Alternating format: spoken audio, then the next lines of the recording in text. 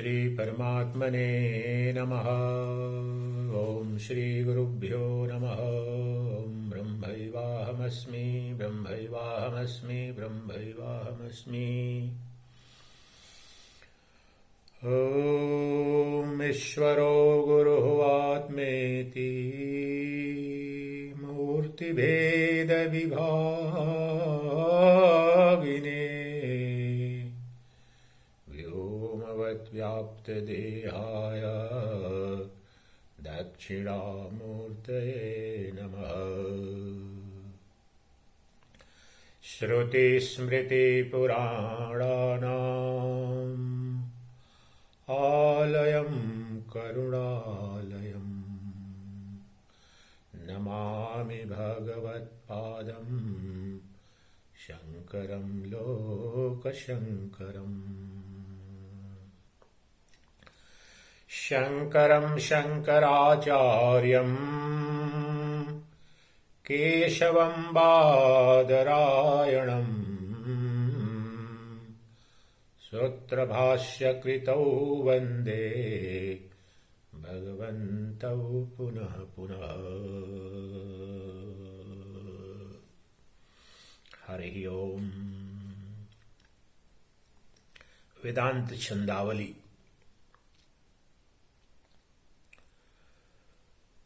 आज जो छंदमाला श्रवण मनन निधि ध्यासन के लिए ले रहे हैं, उसका शीर्षक है दिव्य जीवन क्या है।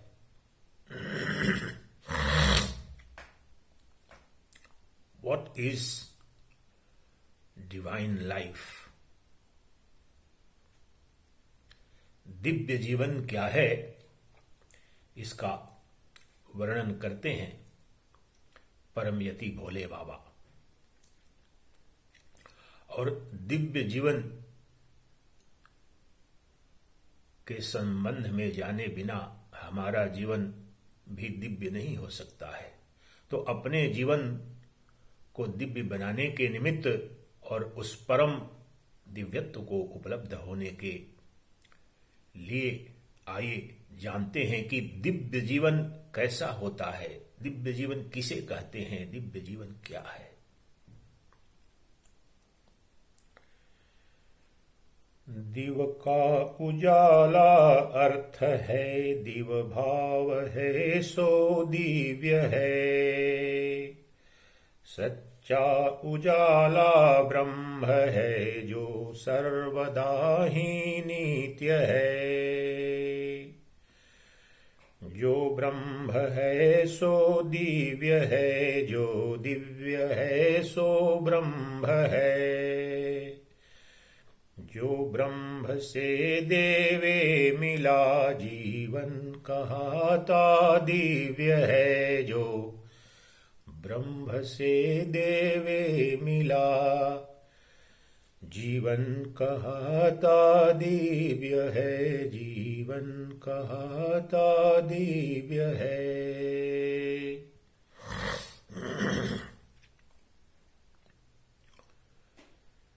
पापी जनों को पाप धो कर दे जो निष्पाप है। जिससे मनुज सब जान जाता अन्य क्या क्या आप है। करताय करता दे बता भोक्ता अभोक्ता हेय कर। संसार से देवे छुटा सो दिव्य जीवन मित्रवर। संसार से देवे छोटा सो दिव्य जीवन मित्रवर।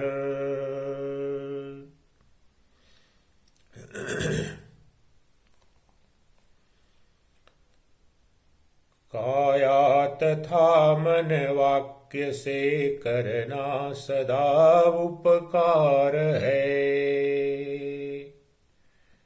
नाही किसी का स्वप्न में करना कभी अपकार है।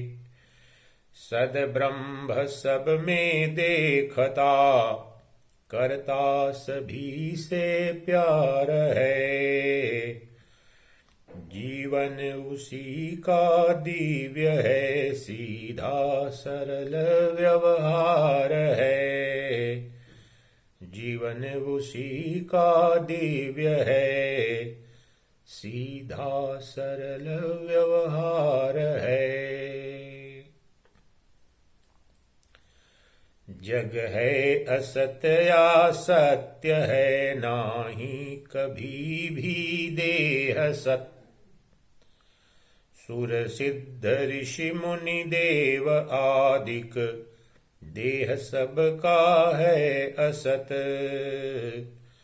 ममता अहंता देह में करते नहीं जो धीर हैं। जीवन उन्हीं का दिव्य है, वे ही नरों में वीर हैं। जीवन उन्हीं का दिव्य है, वे ही नरों में वीर हैं।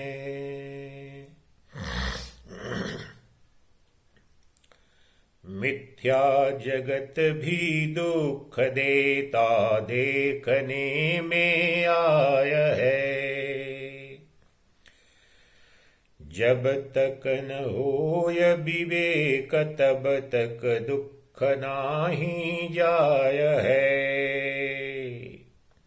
जीता हुआ जो नर विवेकी, दुख सुख से मुक्त है।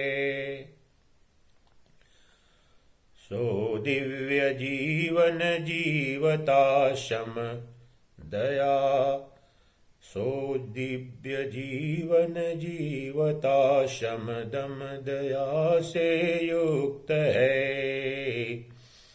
जीता हुआ जो नर विवेकी, दुख सुख से मुक्त है। सो दिव्य जीवन जीवता शम दम दया से युक्त है।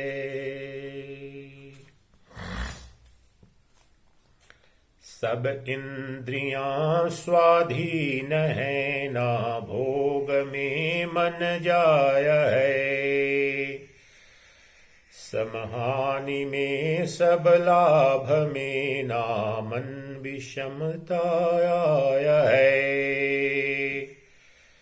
सममित्र है सम शत्रु है, हित सर्व का है चाहता।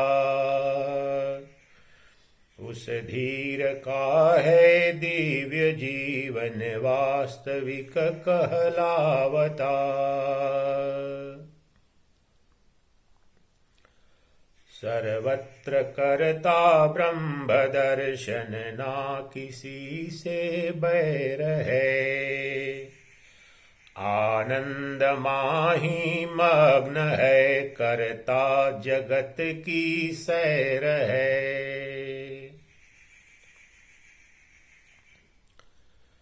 ना दीन दुखी होय है, करता कभी ना मान है। उस धीर का है दिव्य जीवन, पाय सो निर्वाण है। उस ना दीन दुखी होय है, करता कभी ना मान है। उस धीर का है दिव्य जीवन, पाय सो निर्वाण है। कामी लहे दुर्गति सदा, क्रोधी जलाता चित्त है। हो जाय लोभी अंध होता, दिन दुखी नित्य है।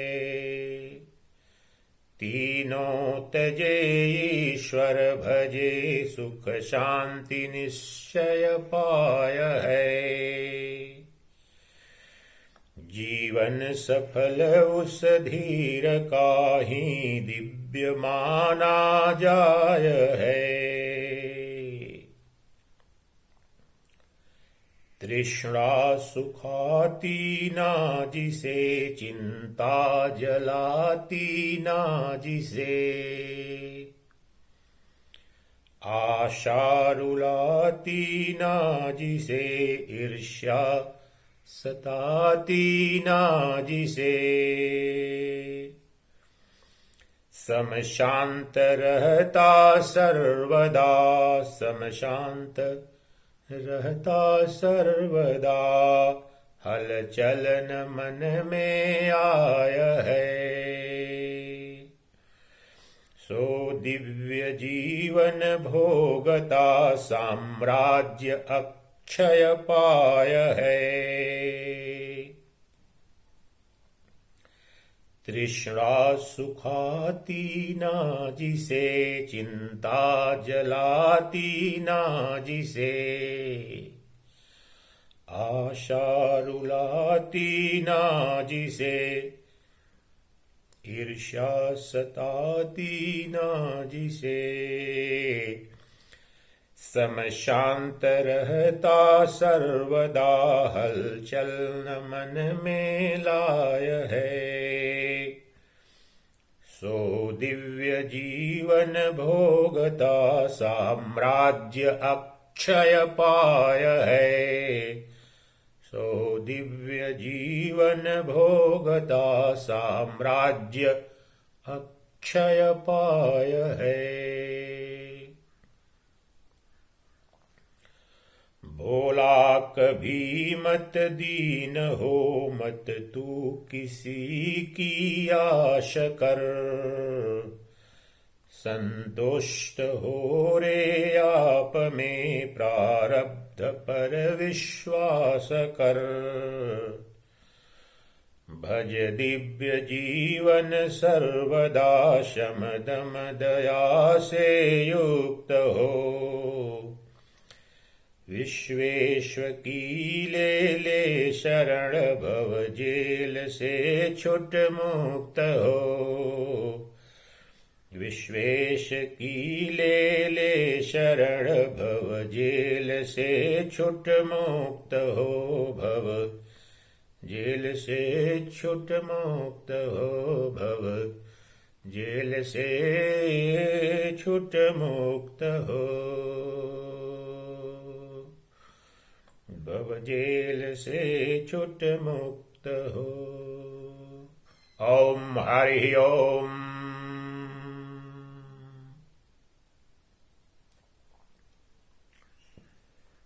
अगली छंदमाला का शीर्षक है मोक्षोपाय। मुक्त होने का क्या उपाय है? कैसे अपने परम पुरुषार्थ मोक्ष को उपलब्ध हुआ जाए, उसके संदर्भ में यह छंदमाला भोले बाबा प्रस्तुत कर रहे हैं। ध्यान से श्रवण करें, चिंतन करें और निधि ध्यासन करें इन सूत्रों पर। गीता पढ़ी या भागवत या उपनिषद पढ़ लीजिए, अथवा समाधि पर समाधि रात दिन ही कीजिए। मन माहि जब तक वासना ना, मोक्ष तब तक पाइए। यदि मोक्ष होवे इष्ट तो निर्वासना हो जाइए। यदि मोक्ष होवे इष्ट तो निर्वासना हो जाइए। मन माहि जब तक वासना ना, मोक्ष तब तक पाइए। यदि मोक्ष होवे इष्ट तो निर्वासना हो जाइए। जो वासना से है बंधा सो मूढ़ बंधन युक्त है। निर्वासना जो हो गया सो धीर योगी मुक्त है। भव वासना है बांधती, शिव वासना है छोड़ती। भव वासना है बांधती, शिव वासना है छोड़ती। सब बंधनों को तोड़ कर शिव शांति से है जोड़ती। सब बंधनों को तोड़ कर शिव शांति से है जोड़ती। जो भोग की है वासना सो तामसी है वासना। संसार बेड़ी माही यह दृढ़ बांधती है वासना। तज भोग की दो वासना, शुभ वासना प्रिय कीजिए। शम दम दया आर्जव क्षमा पीयूष के सम पीजिए। तज भोग की दो वासना, शुभ वासना प्रिय कीजिए।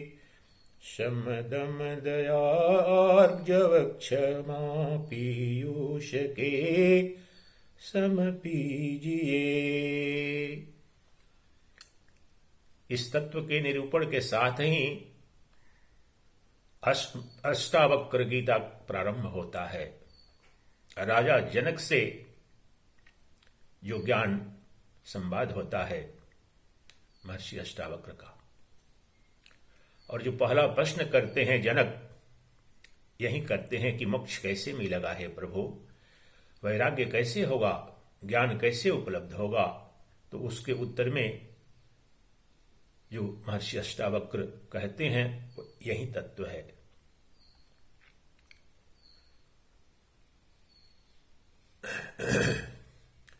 कथम ज्ञानम प्राप्नोति कथम मुक्तिर्भविष्यति। वैराग्यम कथम प्राप्तम एतत् ब्रूहि मम प्रभो। ये राजा जनक का प्रश्न है अष्टावक्र से, पहला सूत्र ही है। इसके उत्तर में अष्टावक्र उवाच मुक्तिर्मिच्छसि चेतात् विषयान् विषयत्वज तज। क्षमा आर्जव दया तोष सत्यम पीयूषवद् भज।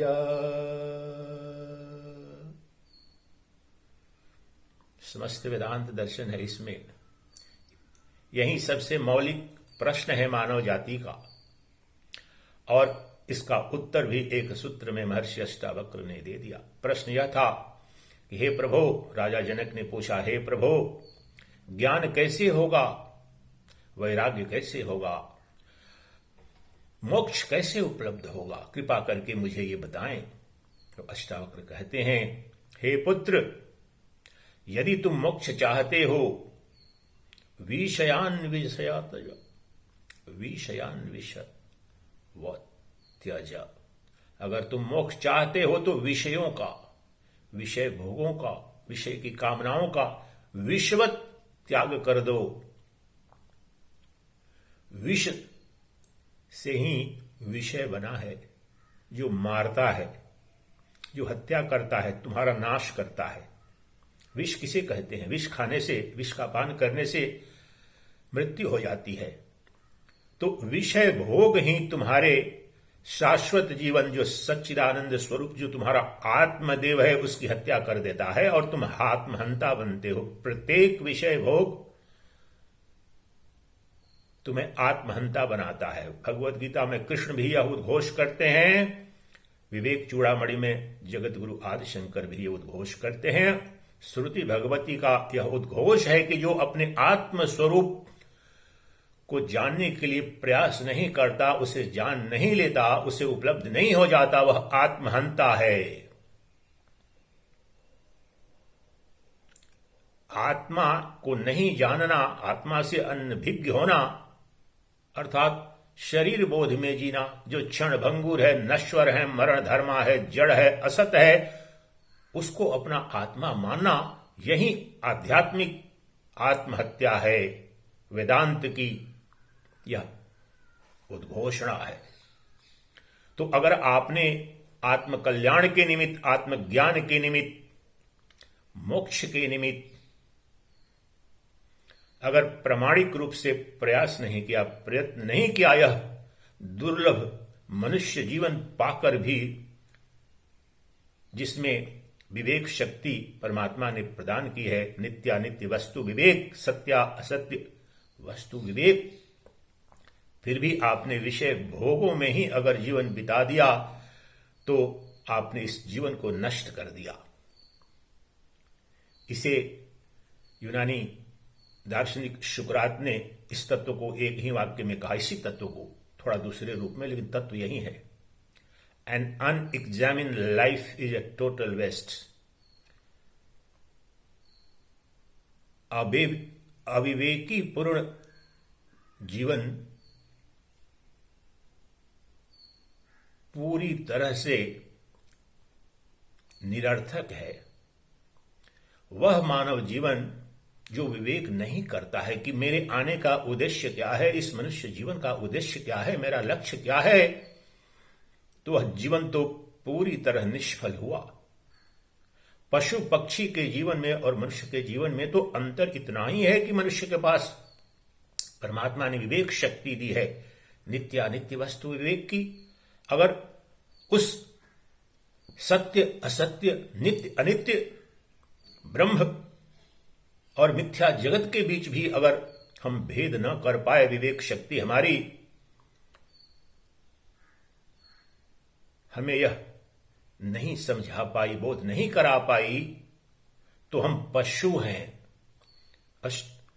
योग वशिष्ठ रामायण में ही, योग वशिष्ठ रामायण में भी महर्षि वशिष्ठ राजकुमार रामचंद्र को जो विद्या दे रहे हैं, वहां यह उद्घोष करते हैं कि हे राम, जो व्यक्ति अपने तत्वबोध के निमित्त, अपने आत्मज्ञान के निमित्त प्रयास नहीं करता, वह गर्दभ, गधा है। मनुष्य में और गधा में कोई अंतर नहीं है। अगर वह अपने आत्म तत्व को जानने के लिए प्रयास नहीं करता है तो।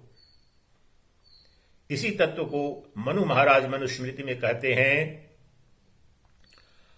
आहार निद्रा भय मैथुनश्च सामान्यमेतत् पशुभिर्नराणाम् पुरुषो हि तेषाम् अधिको धर्मो हि तेषाम् पुरुषो विशेषो धर्मो विहीना पशुभिर्नराणाम्। आहार अर्थात भोजन, निद्रा, मैथुन, काम क्रीड़ा। आहार, भोजन, मैथुन और निद्रा, ये चार जो समस्त प्राणियों, समस्त जीवों के मूलभूत गतिविधि है, सबके सब पशु पक्षी समान रूप से, नर नारी में ये समान रूप से पाए जाते हैं। लेकिन अगर मनुष्य भी और उसका जीवन भी आहार, निद्रा, भय और मैथुन तक ही सीमित है तो वह मनुष्य पशु है।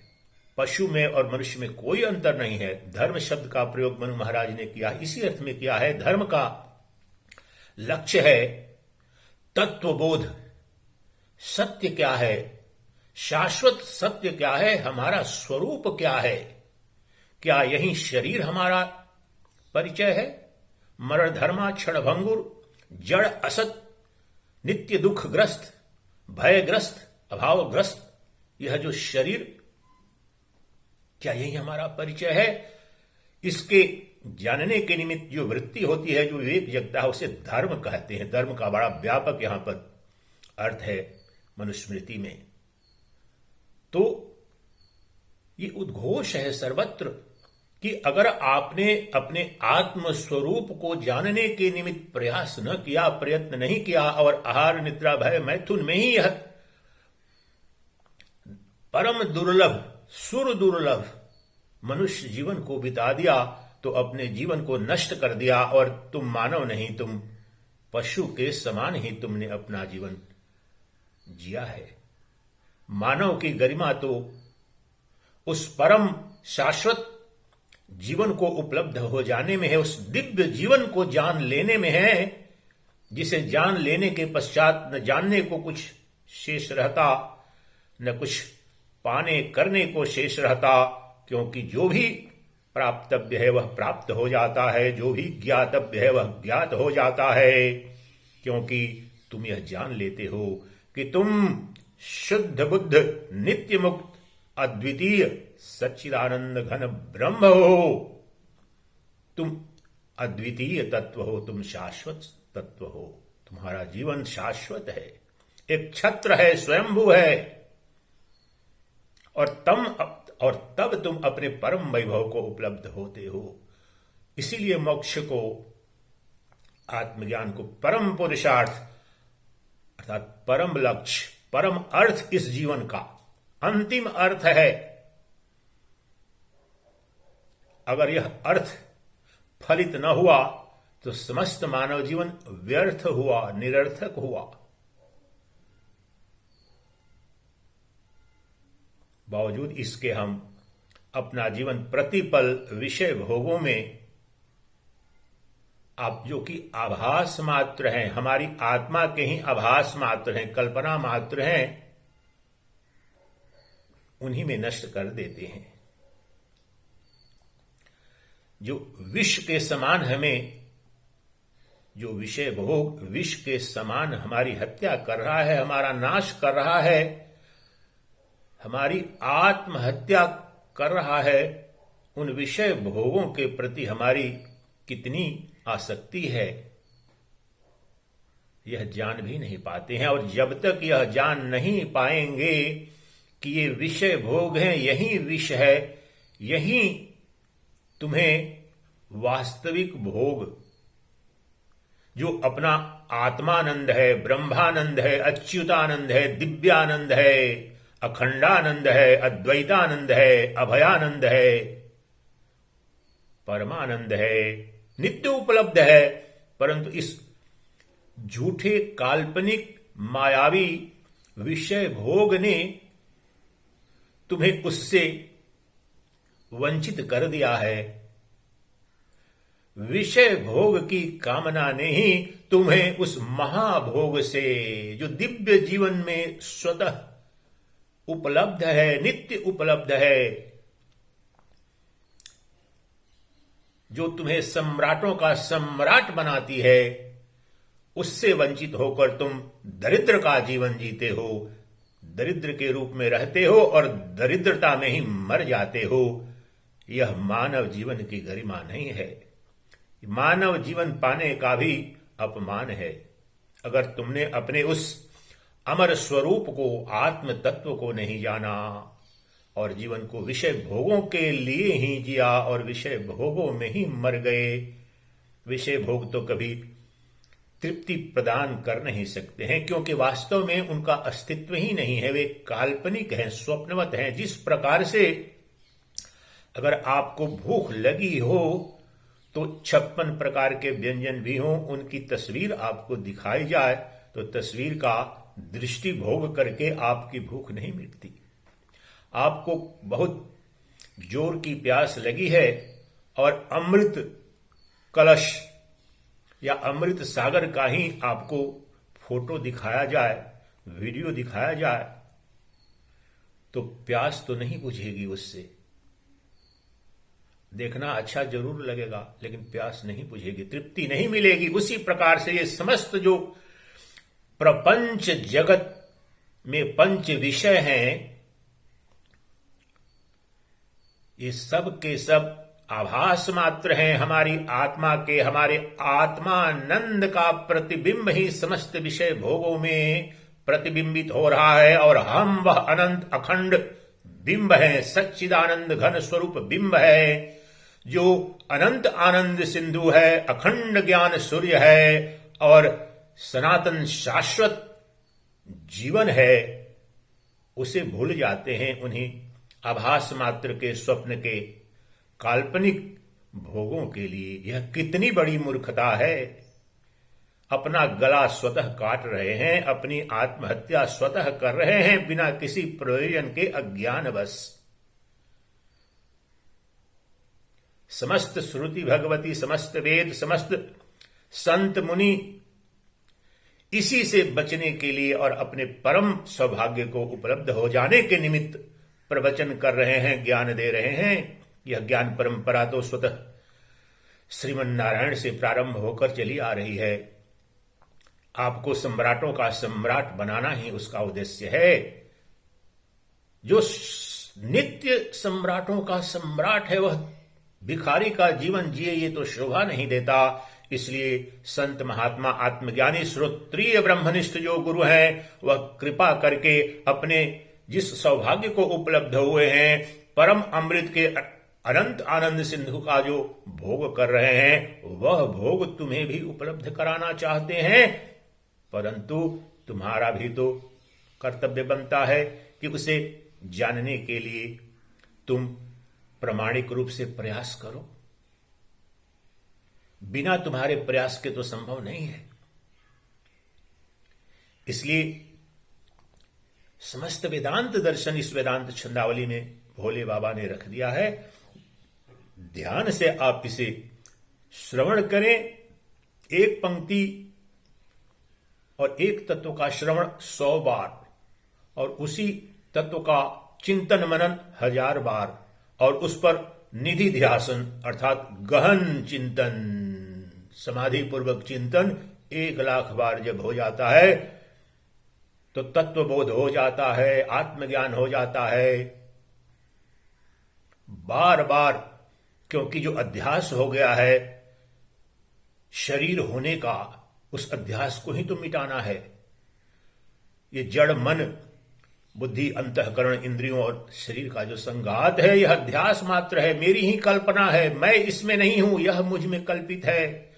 न यह शरीर कहीं कोई अस्तित्व में है, न शरीरों का संघात, यह जगत है। यह समस्त जगत और यह शरीर मेरी कल्पना मात्र है। इससे मुक्त हो जाना, यह तत्व बोध हो जाना ही मोक्ष कहलाता है। और इसके लिए इंद्रिय भोगों का, विषय भोगों का, जो काल्पनिक हैं, असत्य हैं, जो विश्वत हैं, विश्व के समान तुम्हारे इस मानव जीवन को, जो बहुमूल्य है, देव दुर्लभ है, देवता भी, देवलोक के देवता भी तरसते हैं इस दुर्लभ मानव जीवन को पाने के निमित्त, क्योंकि कर्म करना सिर्फ मानव जीवन में ही संभव है। मानव के सिवाय जितनी भी योनियां हैं सब भोग योनि है, पराश्रित योनि है। कर्तव्य करने की, कर्तव्य करके अपने भाग्य को बदलने की, भाग्य विधाता बनने की क्षमता और शक्ति 84 लाख जो योनियां हैं उनमें किसी के पास नहीं है, और देव योनि में भी नहीं है। यह शक्ति, कर्म करने की शक्ति, भाग्य विधाता बनने की शक्ति सिर्फ मानव में है। श्रीमन नारायण ने यह शक्ति मानव को दी है, और यह परम धन पाकर के भी, यह परम शक्ति पाकर के भी, इस परम ब्रह्मास्त्र को पाकर के भी, विवेक शक्ति रूपी ब्रह्मास्त्र को पाकर के भी, इस जीवन के युद्ध से हार करके दरिद्र के रूप में ही तुम जी रहे हो। दरिद्रता को लिए ही सर पर मर जाते हो। यह तो मानव जीवन को कलंकित करना है। इसलिए हे दिव्यात्मन, हे प्रियात्मन, जागो, अपने स्वरूप में जागो, और अपने परम वैभव को उपलब्ध हो जाओ। विषय भोगों में जो है ही नहीं, आभास मात्र है, अपने बहुमूल्य जीवन को नष्ट न करो। यही कह रहा है समस्त उपनिषद, समस्त वेदांत दर्शन, समस्त भगवती माता यही चिल्ला चिल्ला करके अपनी संतानों को जगाने का प्रयास कर रही है। तज भोग की दो वासना, शुभ वासना प्रिय कीजिए। शम दम दया आर्जव क्षमा, पीयूष के सम पीजिए।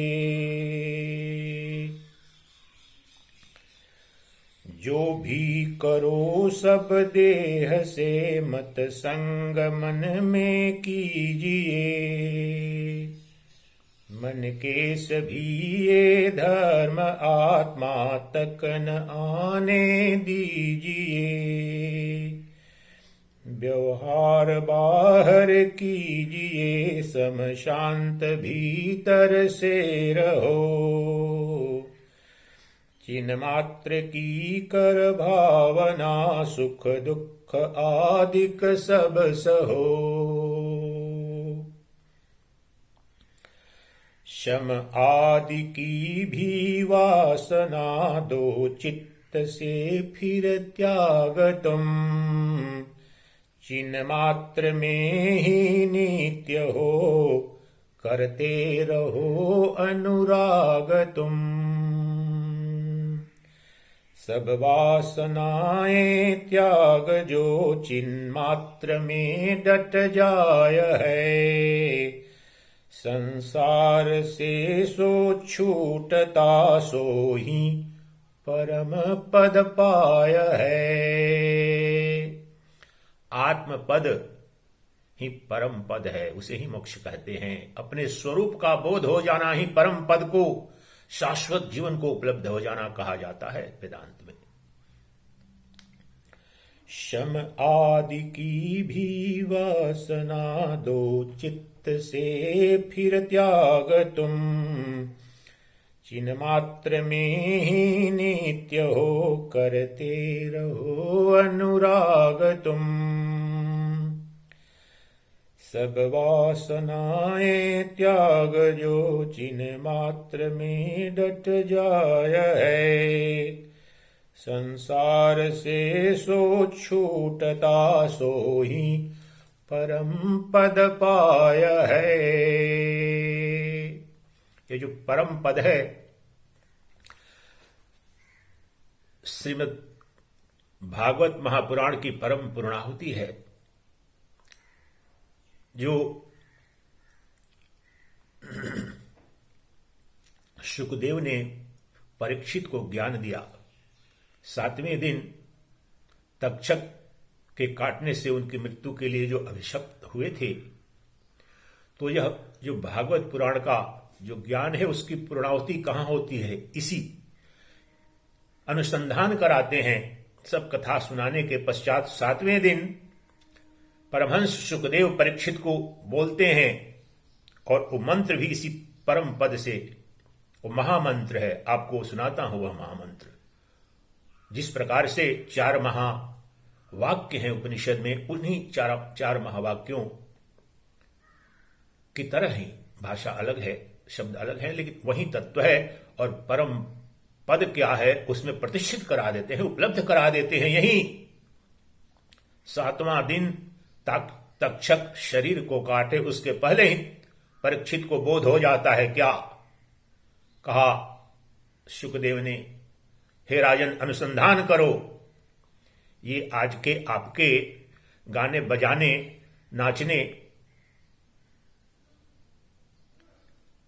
का बहाना बनाकर जो भागवत सुनाते हैं, या भागवत के बहाने नाचने गाने का जो ऑर्केस्ट्रा परोसते हैं, उनमें आपको कहीं नहीं मिलेगा। मैंने नहीं सुना आज तक। प्रतिदिन हजारों भागवत कथाएं इस देश में चलती हैं, तो लीला तो सबको पसंद है, हंसना गाना लीला करना, परंतु वास्तविक जो उद्देश्य था, जिसके निमित्त परमहंस सुखदेव ने परीक्षित को यह ज्ञान दिया, उसकी तो कोई चर्चा ही नहीं होती, क्योंकि मनोरंजन के लिए ही हमारे जो श्रोता हैं उन्हें भी मनोरंजन चाहिए। टीवी पर फिल्मों से मनोरंजन होता है तो चलो थोड़ा सा यहां पर और भ्रम हो जाएगा, यह भी मान लेंगे, अपने को ठगने में आसानी हो जाएगी कि चलो हम कुछ धर्म कर्म कर रहे थे, भागवत महापुराण सुन रहे थे और मनोरंजन भी हो जाएगा।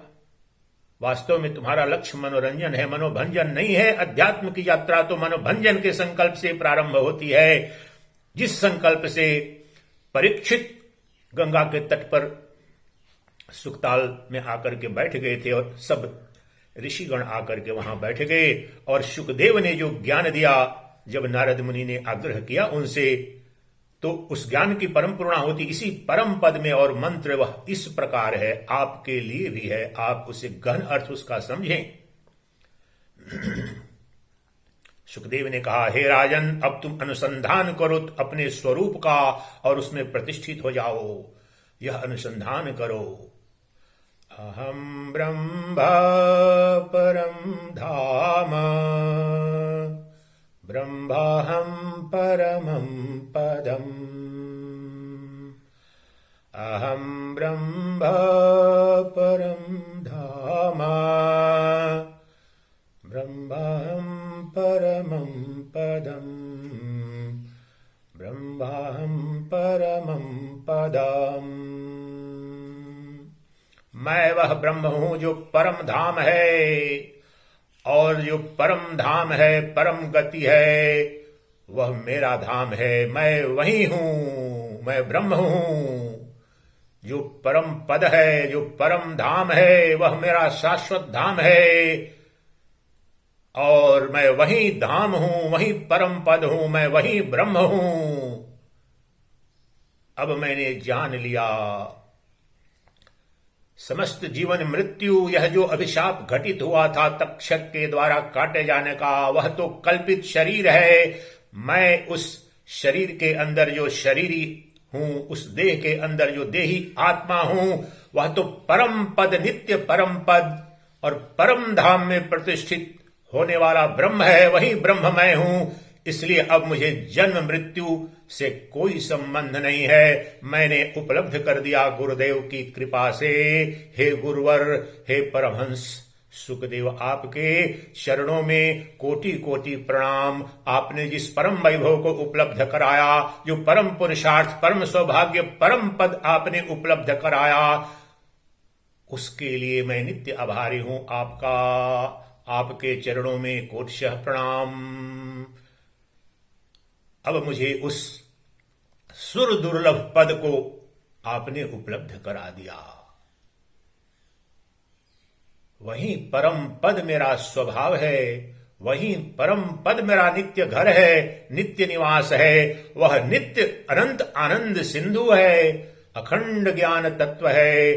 वही ब्रह्म है, वही ब्रह्म मैं हूं। अब मुझे जीवन मृत्यु से कोई संबंध नहीं। यह जीवन मृत्यु तो एक स्वप्न था, और मैं अपने शाश्वत जीवन को, परम पद को उपलब्ध हो गया हूं। मैं ब्रह्म हूं, अहम ब्रह्मास्मि, ब्रह्मैवाहमस्मि, ब्रह्मैवाहमस्मि।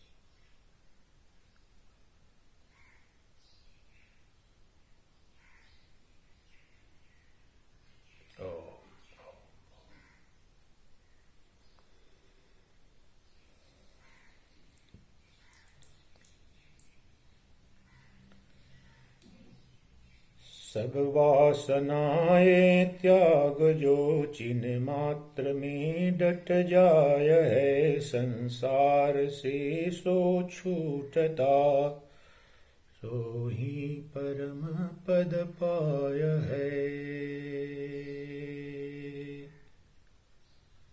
सो ही परम पद पाय है,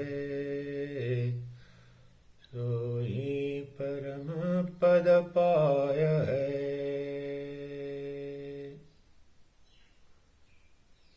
इस गहन तत्व का ऐसे प्रवचनों में इसलिए चर्चा करना वर्जित जैसा है, लगभग वर्जित है, क्योंकि अगर प्रमाणिक मुमुक्षु हो, अब मुझे इस वक्त इतनी अंतर्वृत्ति हो रही है, बोलने की इच्छा नहीं हो रही है। उसमें प्रतिष्ठित हो जाने का, वह क्योंकि वह परम पद है, परमानंद है, जिसमें परम प्रेयसी, परम प्रियतम, जो परम प्रेमास्पद, जिसको याज्ञवल्क्य ने बृहदारण्यक उपनिषद में कहा, वह परम प्रेयसी मिल जाती है, वह परम प्रियतम उपलब्ध हो जाता है, तो उसके साथ आत्म क्रीड़ा, आत्मरति, आत्म मैथुन, जिसे उपनिषदों ने कहा आत्माराम, आत्म भोग करने लगता है। वह परम सौभाग्यशाली जीव, जिसकी खोज युगों युगों से थी, जिसकी प्यास थी, और जिस प्यास को बुझाने के लिए युगों युगों से मैं काल्पनिक विषय भोगों में भाग रहा था और उनका पान करके अपनी ही हत्या कर रहा था, अब मुझे वह नित्य तृप्ति प्रदान करने वाला, वह जो अनंत सिंधु मेरा स्वरूप है, गुरुदेव की कृपा से, श्रुति भगवती की कृपा से वह परम पद उपलब्ध हुआ। तो न अब कुछ करने को है, न कुछ पाने को शेष है, न कुछ जानने को है। तरत शोकम आत्मविद, जो आत्मा को जान लेता है वह समस्त शोकों से तर जाता है, यानी पार कर जाता है। तो न कोई दुख बचा, न कोई शोक बचा, न कोई भय बचा, न कोई अभाव बचा, तो मैं कृतकृत्य हुआ। किस लिए कर्म करूं, किस लिए बोलूं, ये समस्त संकल्प विकल्प का जगत विलीन हो गया। ओम ब्रह्मैवाहमस्मि, ब्रह्मैवाहमस्मि, ब्रह्मैवाहमस्मि, ब्रह्मैवाहमस्मि, ब्रह्मैवाहमस्मि। जो आत्म में है रह सदा, सो आत्म में संतृप्त है। जो आत्म माही मग्न है, सो आत्म में संतुष्ट है। आस्था सभी की त्याग कर, निर्वासना जो धीर है। जीता हुआ ही मुक्त है, सशरीर भी अशरीर है।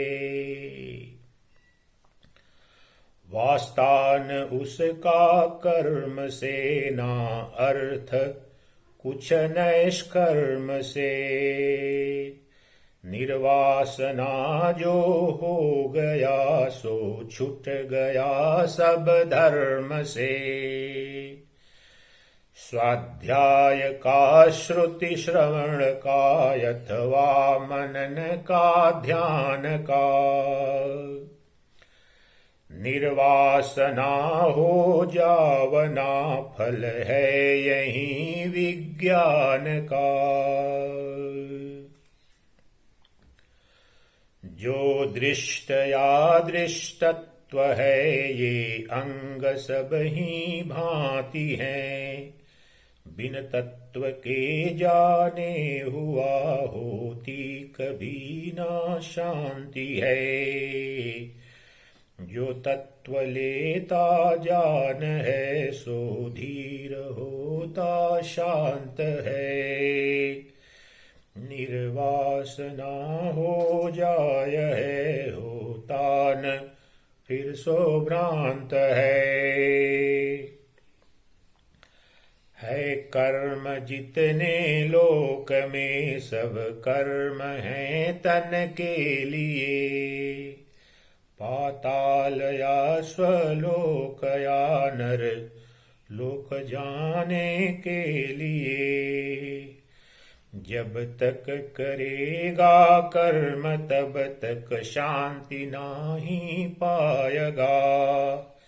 निर्वासना हो जाएगा, तब कर्म से छूट जाएगा। भोला नहीं है विश्व में कुछ पंचभूतों के सिवा।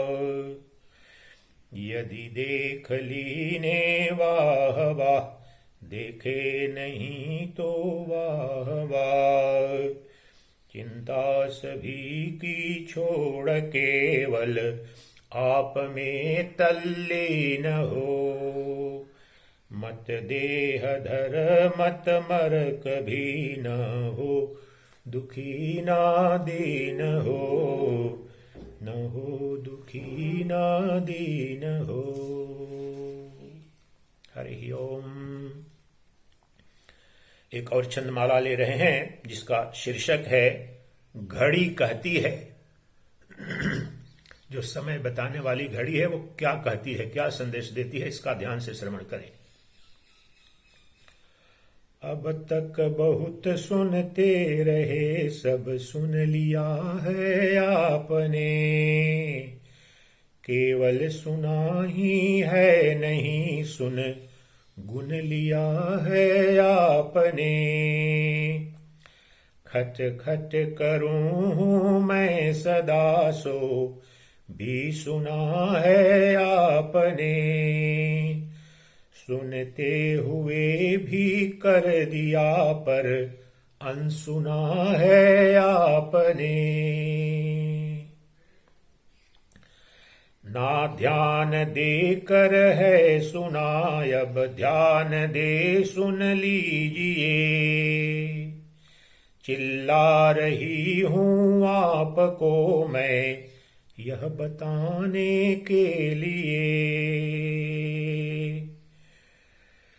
रविचंद्र दोनों चल रहे हैं, रात दिन है कर रहे, दिन रात करके रात दिन आयुष आयुष सभी का हर रहे।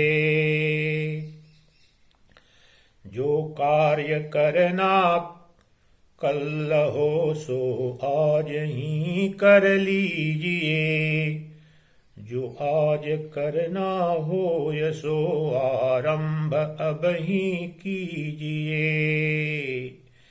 ना देखता है काल किसका, कार्य कितना शेष है, आग्रास झट कर जाय है, ज्यों खाय भेड़िया मेष है। कोई न इससे बच सके, यह काल सबको खाय है, कालेश शिव जो नर भजे, सो काल से बच जाय है। कालेश शिव भजिए सदा ही, अन्य सब ही त्यागिए, बहुकाल सोते हो गया, अब नींद तजिए जागिए। जैसे करूं खट खट सदा मैं, आप शिव शिव कीजिए, शिव की लगा दीजिए ध्वनि, मत तार टूटने दीजिए। सविकल्प भी अविकल्प भी कर सिद्ध दोनों लीजिए, सुख से विचरिए नित्य ब्रह्मानंद रस में भीजिए, नित्य ब्रह्मानंद रस में भीजिए। अभिमान मैं करती नहीं, त्यों आप भी मत कीजिए, जो कर्म हो छोटा बड़ा सब अर्प शिव को दीजिए। शिव शिव पदों की संधि में शिव शांत शाश्वत ध्याइए, शिव के सिवा न अन्य कोई चित्त माही लाइए। मैं एक से 12 तलक हूँ नित्य रोज बजावती, कितने बजाऊं क्यों नहीं ना एक हूँ पर त्यागती। त्यों दृश्य में कितनी भले ही आप देखें भिन्नता, शिव शांत सब में देखिए, तजिए कभी मत एकता। शिव शांत सब में देखिए, तजिए कभी मत एकता। ज्यों ज्यों रटेंगे आप शिव शिव, आएगी मन शुद्धता। ज्यों ज्यों बढ़ेगी शुद्धता, त्यों त्यों जचेगी एकता। जब दिखती है एकता, तब शांत मन हो जाय है। मन शांत सम शिव तत्व माही, सहज ही डट जाय है। श्रम है नहीं कुछ खर्चना, फिर क्यों न शिव शिव कीजिए। आसन न तप उपवासना, फिर शिवन क्यों भज लीजिए। श्रम कुछ नहीं फल बहुत सा, भजिए सदा शिव सर्वदा। शिव आप सा लेंगे बना सुख, सिंधु शाश्वत मोक्षदा। भोला घड़ी की बात सुन, नर मूढ़ नाही जागता। धन आदि की आसक्ति तज, शिव में नहीं अनुरागता।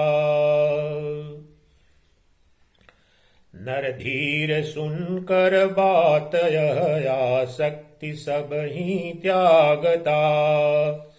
संसार से मन मोड़ कर, शिव के भजन में लागता। शिव के भजन में लागता। शिव के भजन में लागता। ओम हरि ओम। चिदानंद रूपः शिवोऽहं शिवोऽहम्। चिदानंद रूपः शिवोऽहं शिवोऽहम्। चिदानंद रूपः शिवोऽहं शिवोऽहम्।